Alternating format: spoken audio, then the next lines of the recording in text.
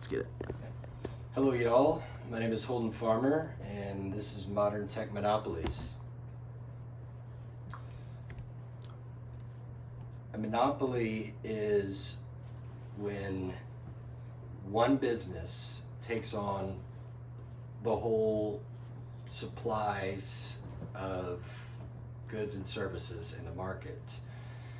Companies that build monopolies are very dominant in the marketplace, so much so that it's almost nearly impossible to be a competitor when up against a monopoly.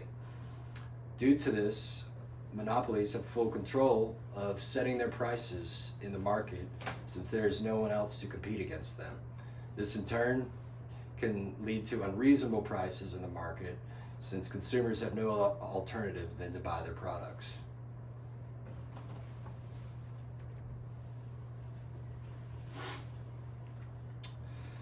The court system uses antitrust laws in order to decide if the company is working as a monopoly or not.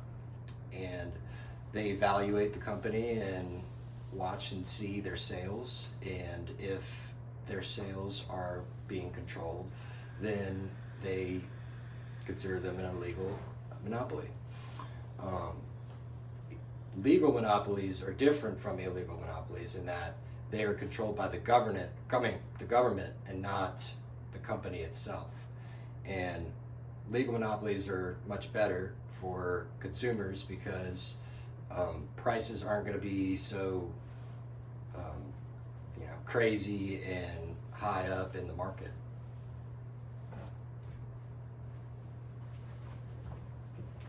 Hi, I'm Ryan Peel. So I figured before we go through some examples, it'd be cool to give like a little example of a historical tech monopoly, maybe the first tech monopoly, which was the parent company of what is now AT&T. So the parent company of what is now AT&T owned all means of domestic and long distance calling. So, and this was in late 1960, the early 1970s. And owning all means of production for a company and owning the market is a monopoly. And you also had to buy all phones through AT&T. So they had the market in a stranglehold. Now, a small company called MCI came in and they offered 50% less of the cost of long distance calling from AT&T for their long distance calling. Now, this was achievable by AT&T as well, but due to their monopolistic situation, they were able to charge whatever they like. So what they decided to do, or what the government decided to do about this, was first classify this parent company as a monopoly. They forced somewhat the dissolution of AT&T, as AT&T had tried to choke off MCI from the get-go and banned MCI from using their cell towers to transfer their their distance calls. In 1974, the U.S. government invoked the Sherman Antitrust Act on AT&T, dissolving them, reducing their holdings somewhat, and opening up the market for competition. The executives of AT&T pretty much said, "You are going to regret this." Well, now we have the cell system we have today. That isn't necessarily the worst thing in the world because we can call pretty well.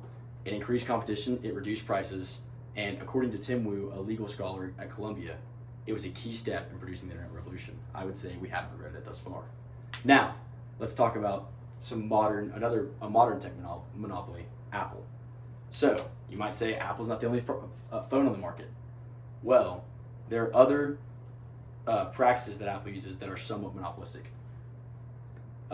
So, for example, you can only use the Apple App Store. On your Windows computer, you can download all kinds of different software. Not on Apple. According to the Wall Street Journal, Apple-owned apps actually appear in the first 95% of searches. So if you search for X app, it is going to be an Apple product or a company that Apple has some vested interest in. Apple takes 30% of any in-app store sales, in-app purchases, or subscriptions. If you want to buy a subscription to Netflix on your Apple device, Netflix is going to redirect you. Why is that? Because they can't sell a subscription on there because they'd have 30% of their profits taken away off the top by Apple. 99% of smartphones are either in the Apple or Google system. So that still leaves a lot of room for Google, but Google has the same practices. Apple purchases a company about every 2 to 3 weeks. They're reducing competition. That's a monopolistic behavior. It's a restrictive. They have a restrictive system. So in the App Store, in-app purchases and songs you bought, you cannot transfer to new devices that aren't Apple. Therefore, enforcing customer loyalties, they've already invested so much money into it. Now, let's talk about another modern tech monopoly, Google. Google. So, Google charges a similar smartphone rate to Apple. They're 99%. That's 30% to every app in 99% of all smartphones. So this is two monopolies working together to run a market. So 90% of the world's internet searches go through Google. The other 2% are Bing, Yahoo. That's preposterous. But if they were practicing fair and non-preferential treatment, it'd be okay. But cell phone properties by Google appear in the first 41% of every first page in a Google search, most of the time. That's a big deal because when you go in to look up something, if you look up, how many fins do dolphins have? The first thing you're going to see is, the initial Wikipedia or Google link to dolphins. Or it's an explanation that's stolen from other companies by Google. They usually do this without the company's consent, and they do this, they take this information from somebody, put it at the top of their page, and basically make it so where another company's not getting the credit, the clicks, or the ad revenue that they deserve.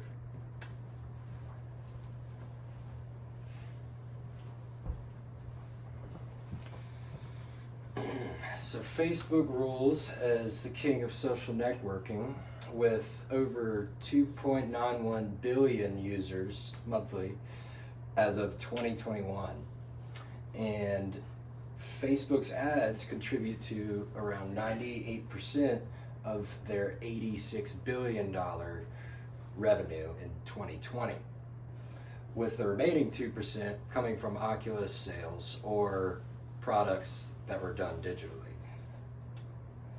The business strategy is focused on providing goods and technology for free, while also creating profit from advertisements from other companies. Their company's mission overall is to give people the power to build a community and bring the world closer together. All right, hi, I'm Matt Hudson, and another modern technology company we're going to look at today that all of y'all know is Amazon. So Amazon controls 65 to 70% of the online marketplace, which is a huge deal. Every sale that's made online, 70% up to 70% of that is going through Amazon. When, let's say you make a product, let's say you make a pair of scissors, and you start selling them on Amazon, let's say you start having great sales, Amazon wants some of that cut, so they'll make like a knockoff product of that. Same products, different name, maybe a little bit different design, and they'll put their product at the top of the page, and maybe yours down at the bottom, so it's harder to find your product. Another thing with Amazon, what they do to increase sales for themselves is the buy box. So the buy box is for them or a preferred seller. Most products don't have this buy now option, which takes a whole lot of time out of the adding to cart and then buying the product.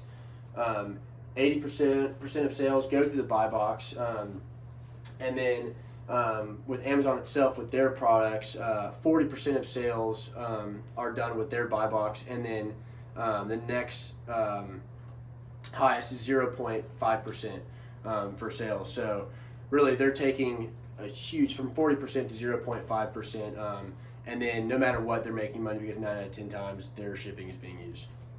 Some key takeaways of monopolies: the Antitrust Sherman Act in 1890 outlaws contractors, combinations, and conspiracies that are unreasonable. And then 24 years later, the Federal Trade Commission Act and the Clayton Act creates more government control for monopolies. You see inferior prices, innovation being put to a halt because there's no competition, and then decline quality. There's no competition, so you're not having better products being made, and price fixing. No more free trade. And there are some good monopolies, such as utility. The utility market is a necessary and government-controlled monopoly. And there's also abundance of with abundance of great products. You can also see that as another positive side when the whole world is being allowed to have a great product. Some solutions to monopolies is removing or lowering the capital necessary to enter an industry through the antitrust laws, so that other firms can enter the market to compete, and regulating the price that monopolies can charge is another big deal when trying to enter the industry. And operating the monopoly as a public enterprise also creates more government control. And these are our references, and thank you for watching.